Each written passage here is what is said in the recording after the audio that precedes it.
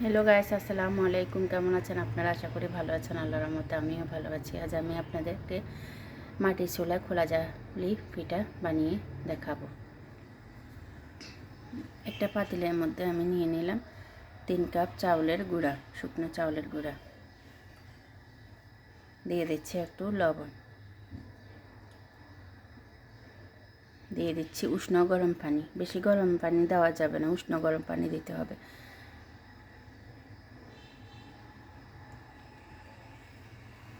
একটু একটু করে পানি দিব, একটু একটু করে লাড়বো এটা আমি।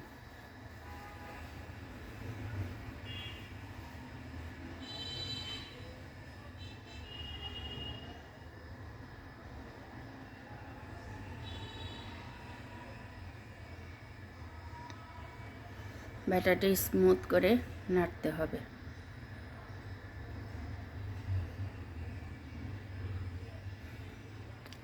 খোলা জালি পিঠা বানানোর সময় আসলে ব্যাটারটা ধরাটাই হচ্ছে আসল, আমি মনে করি। যে আমার ব্যাটারটা স্মুথ হয়ে গেছে। আমি আর একটু পানি লাগবে আমার এখানে ব্যাটারের মধ্যে। পানি দিয়ে দিলাম।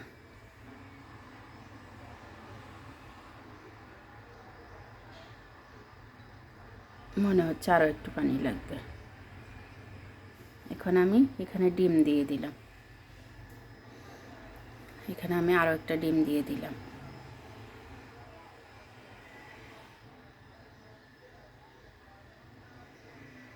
এই ব্যাটারের মধ্যে আমি 3টা ডিম দিলাম। ভিডিওটা বড় হয়ে যাবে তাই দেখাতে পারিনি।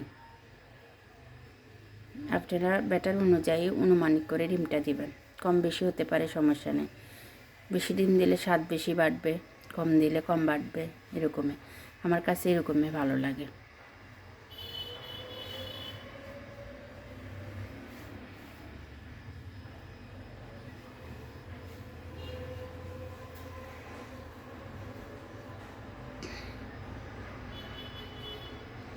এখন আমি চলে আসলাম লাটকির চুলায়। এখন আমি খোলাটাকে সারা রাত ভিজিয়ে রেখে এখন ধুয়ে মাটির চুলায় বসিয়ে দিলাম। পানিগুলো শুকিয়ে আসলে আমি এখন খোলার মধ্যে তেল দিয়ে দিব।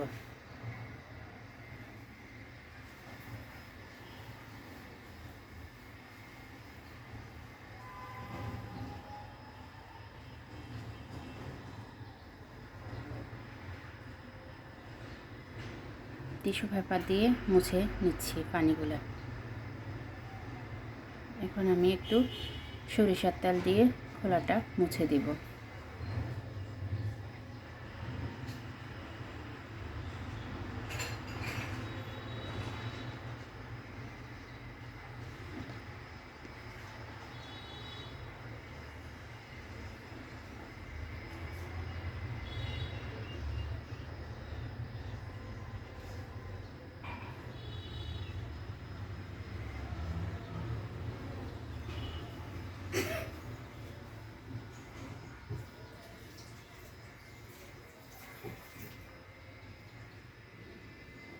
দিয়ে দিচ্ছি আমি খোলার মধ্যে ব্যাটার।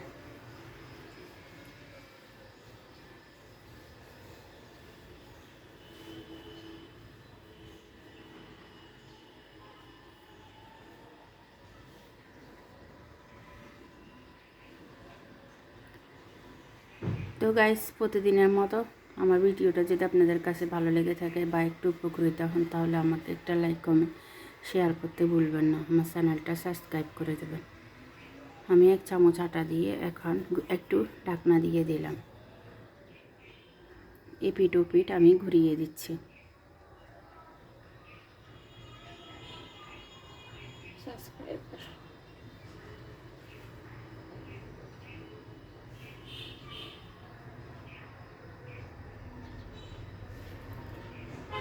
দেখেন পিঠাটা কতখানি জালি ফুটেছে, আমি আপনাদেরকে কাছে থেকে দেখাচ্ছি।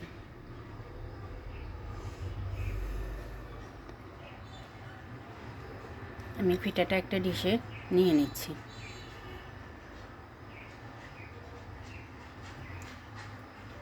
কতটা সুন্দর হয়েছে দেখেন।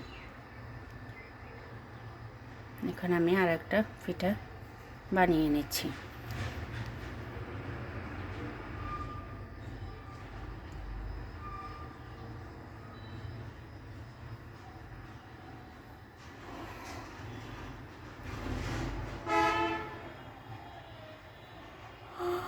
আবার আমি ঢাকনা দিয়ে দিলাম।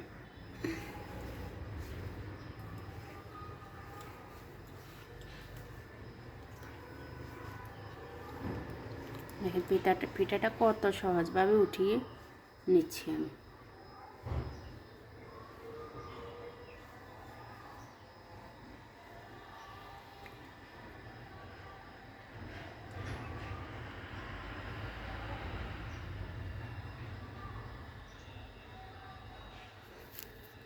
আসসালামু আলাইকুম ওয়া রাহমাতুল্লাহি ওয়া বারাকাতুহু।